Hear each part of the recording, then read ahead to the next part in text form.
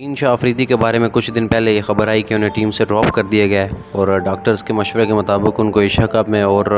England के ख़िलाफ़ जो होम सीरीज़ है उसमें भी आराम करने का मशवरा दिया गया है और उनकी जो इंजरी है उसके मतलब। लेकिन अब ये न्यूज़ आ रही हैं कि शाहीन शाह अफरीदी को एशिया कप से ड्रॉप नहीं किया जाएगा, बल्कि एक बड़ी खुशखबरी ये है कि बोर्ड की तरफ से कन्फर्म कर दिया गया कि शाहीन शाह अफरीदी को एशिया कप में ले जाया जाएगा। और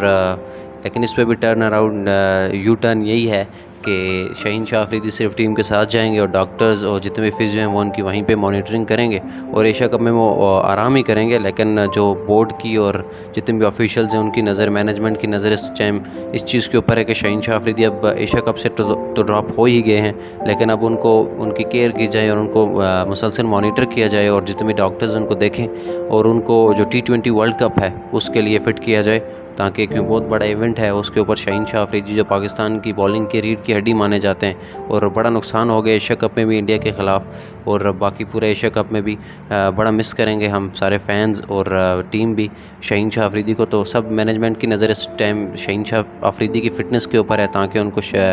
T20 वर्ल्ड कप 2022 है उसके लिए फ़िट किया जाए।